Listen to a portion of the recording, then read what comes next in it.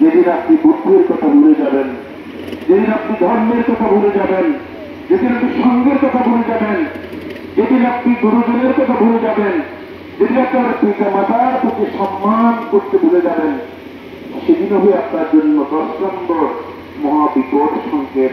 সেদিন আপনার দুর্দিনে কেউ আপনাকে সাহায্য করতে এগিয়ে আসবে না, কেউ রক্ষা করবে না।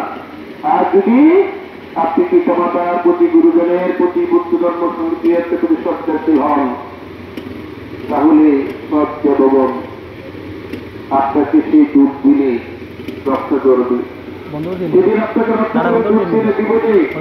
এবং করণের পরে যে একটা জায়গা আছে, আমরা মৃত্যু বলছি আর জায়গার কথা জানি না, সেই জায়গার মধ্যে 4টি জায়গা খুব খারাপ।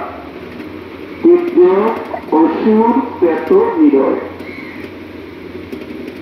সূর্য, অসুর, প্রেত, নিরয়, এই 4টি জায়গা যদি আমার জন্ম হয়, অনন্তকাল দুঃখ ভোগ করতে।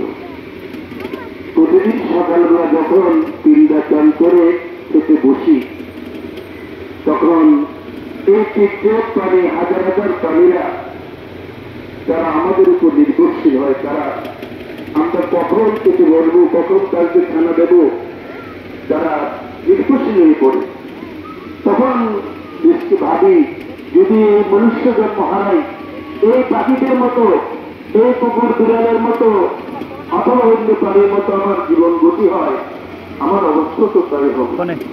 অতএব আসুন আমরা এই মানব জন্মকে সার্থক করে যেন নিচের দিকে যেন আমাদের যেতে না হয়, এই সময়ে আমাদের আপনাদের সকলের কুশল কর্ম সম্পাদনের মধ্য দিয়ে জীবনকে অন্তত পরিশুদ্ধ করার জন্য মাঝে মধ্যে এরকম সুবর্ণমালা বড়ুয়ার মতো মৃত্যু আসে। সুবর্ণমালা বড়ুয়ার মতো মৃত্যু আমাদেরকে ধাক্কা দেয় যে আমি তো মনে হয় একদিন ওনার মতো চলে যেতে হবে। অতএব এইটাকেই পরিবর্তন আনা উচিত বলে মনে করি।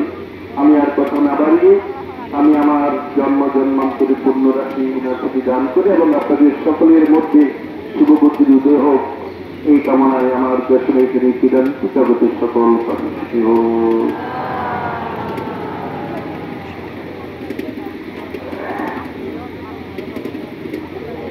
অনুত্তর পুণ্যক্ষেত্র বিশ্বসংঘ সহগত উপাসক উপস্থিতা অনিত্য অবস্থান করা সংস্মকার মাসে অনিত্য আজকে যে উপাসিকা